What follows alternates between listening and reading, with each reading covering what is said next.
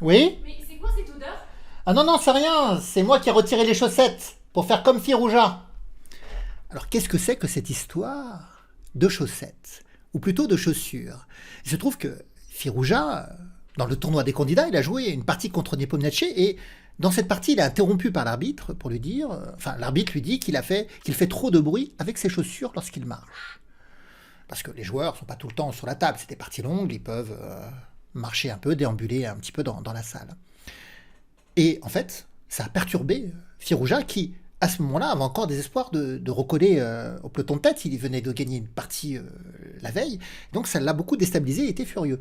Il faut comprendre d'ailleurs que Firouja explique que, oui, c'est vrai, il fait du bruit, mais après tout, il y a le tournoi féminin qui se déroule à côté. Il y a des femmes qui ont les talons et qui font tout autant de bruit. Et que si d'ailleurs on avait quelque chose à lui reprocher par rapport à ce bruit, on pouvait lui reprocher par exemple à la fin de la partie. Mais qui s'est plaint à l'arbitre de ce bruit? Eh bien, il s'agit de Abbasov. Et pour cette 11e ronde du tournoi des candidats, Firouja affronte Abbasov. Et donc, on va regarder cette partie. Firouja a les blancs. Et il a ouvert avec le cavalier. Il avait joué cavalier en F3, ce qu'on appelle l'ouverture réti. Le cavalier vient contrôler deux cases du centre, enfin 4 cases dont ces deux cases du centre, et empêche la poussée E5. Donc les noirs jouent cavalier F6. Et maintenant, il joue B3 avec l'idée de mettre le fou en B2 sur la plus grande diagonale noire de l'échiquier avec ce double contrôle des cases noires centrales D4 et E5. Et d'ailleurs, il y aura beaucoup de lutte pour le contrôle de ces deux cases noires. Donc le coup B3 ici, ça s'apparente plutôt aux ouvertures Larsen. Alors je sais que j'ai employé le mot Réti, le nom Larsen. En fait, c'est les noms des joueurs d'échecs qui ont popularisé ces coups, tout simplement. Les noirs jouent C5, utilisent le pion de l'aile pour contrôler la case centrale D4. Donc on est vraiment dans un courant de pensée hyper moderne. Ce courant de pensée prenait le contrôle à distance des cases centrales plutôt que leur occupation directe. Et d'ailleurs, vous voyez, il n'y a rien qui vient au centre pour l'instant. Et d'ailleurs, fou B2 est joué.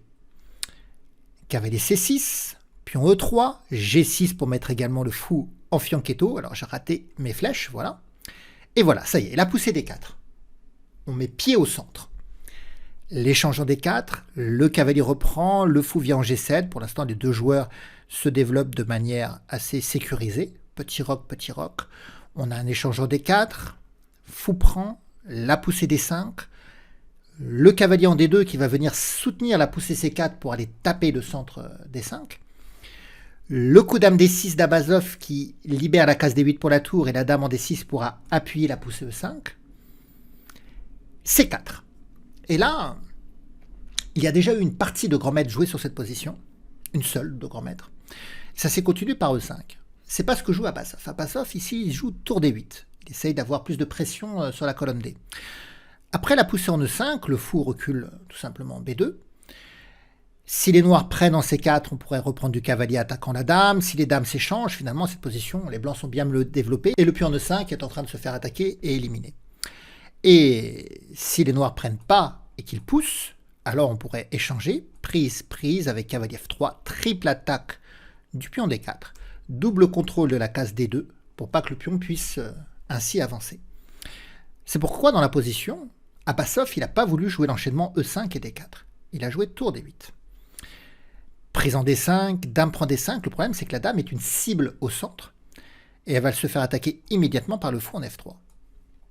Dame en F5, tour C1, et si la position au niveau structure de pion est assez symétrique, on voit que le placement de pièces ici favorise quand même les blancs qui sont mieux développés, avec cette paire de fous qui braque en direction de l'aile dame et qui gêne finalement l'achèvement du développement des noirs.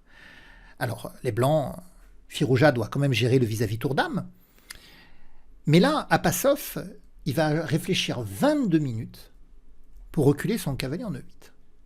Firouja attaque la dame. On voit qu'il a joué quand même beaucoup de coups de développement en attaquant la dame, sur le dos de la dame noire. Les noirs jouent E5. Le pion est suffisamment protégé. Mais cavalier C4, on vient tripler l'attaque sur le pion E5 qui est cloué parce qu'il y a la dame derrière. Même s'il y a aussi un clouage, un contre-clouage des noirs sur la colonne D. Bon, les noirs doivent défendre E5. Ils jouent F6. À noter que la poussée E5 met les noirs dans l'inconfort. En réalité, le meilleur coup, c'était de jouer dame E6. Mais la position blanche reste quand même légèrement favorable. Donc dans la position E5 a été jouée. Cavalier C4, alors je vous disais que ça met les noirs dans l'inconfort parce qu'il faut défendre 5, donc il y a du coup F6 qui est joué, mais F6 affaiblit la protection du roi noir. Tour D5, tour prend, fou prend échec, roi H8, fou C5.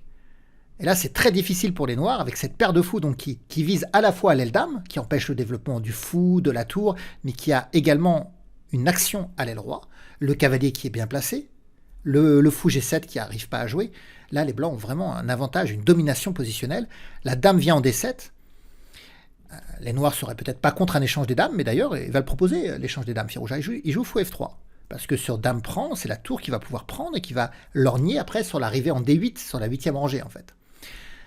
Et là, les noirs, eh bien, ils ne savent pas vraiment quoi jouer. Ils sont presque en soukswang, c'est-à-dire que pratiquement tous leurs coups sont en train de perdre. Ils ont joué tour B8. Ah, tour B8, du coup, il y a fou prend A7, attaque la tour. La tour vient en A8, attaque le fou et contre-attaque sur A2. C'est certainement ça que cherchait Abbasov, essayer de rentrer sur la 2e rangée. Mais vous l'avez compris, la disparition du pion en A7, c'est la case B6. Le cavalier vient en B6 faire la fourchette. Alors Abbasov, il s'est dit que la fourchette, après tout, il n'aurait rien à faire parce qu'il peut échanger les dames. Et après, prendre le fou.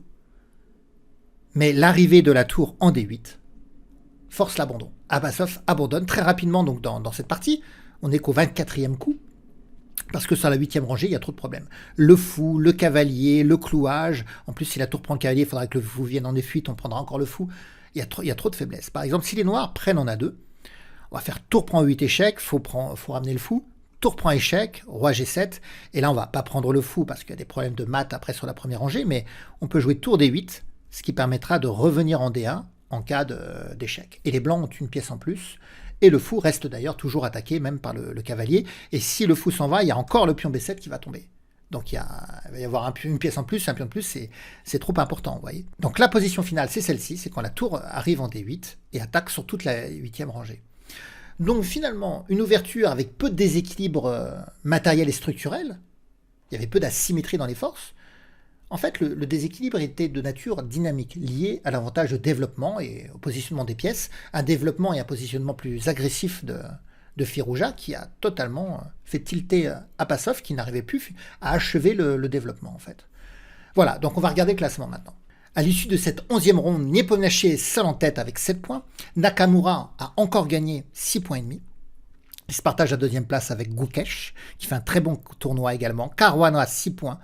Praggnanandhaa, 5,5, Vidit 5. Firouzja, cette victoire ne lui permet pas de remonter significativement, mais bon, au moins il se détache de Abbasov, 4,5 à 3. Maintenant, on va faire les pronostics. Alors vous le savez, sur le site Européchèque, il y a l'onglet Pronochess qui permet de pronostiquer au jour le jour les résultats, et les meilleurs auront des prix. Donc pour la ronde 12, il va y avoir la confrontation Nakamura-Alireza, et je vais mettre une victoire d'Alireza. Bon là, je suis peut-être pas tout à fait objectif. Hein. Donc Abbasov-Gukesh. J'hésite entre... c'est dur pour Abbasov ce tournoi, donc j'hésite entre le nul et la victoire de Gukesh. Allez, je vais mettre victoire de Gukesh parce que Abbasov, il a été assez transparent contre Firouzja. Et je pense que quelque part, cette histoire l'a aussi déstabilisé, parce que sachant qu'après son nom est révélé, mis en pâture comme ça. D'ailleurs, Firouzja a dit qu'il en tenait pas rigueur à Abbasov. C'est pas contre Abbasov qu'il en avait, c'est plus contre la FIDE, la Fédération internationale des échecs, qui a mal géré cette situation en fait. Bon, c'est toujours plus facile de dire qu'on n'en veut pas un adversaire quand on vient de le battre de cette manière. Fabiano Caruana contre Vidit. Alors là, la cote, elle est énorme pour Vidit, donc on croit peu à une victoire de Vidit avec les Noirs. Bon, c'est probablement vrai. Il reste pas beaucoup de rondes. Il faut que Caruana gagne pour essayer d'être qualifié. Allez, je mets victoire Caruana. Nepomniachtchi, Praggnanandhaa. Je mets que des victoires. C'est peu probable qu'il y ait autant de victoires. Et donc là, je vais mettre un nul, surtout que Nepomniachtchi doit plutôt gérer maintenant son tournoi. Peut-être que je vais mettre un nul. Allez, on va voir. J'enregistre le pronostic. Eh bien voilà, vous savez, je ne suis pas un très bon pronostiqueur, je n'ai pas de très bons résultats, vous en avez certainement des meilleurs que moi. On se retrouvera bientôt pour de nouvelles vidéos. Laissez des commentaires, des pouces, partagez la vidéo, bref, soutenez-moi. soutenez la chaîne. Au revoir à tous.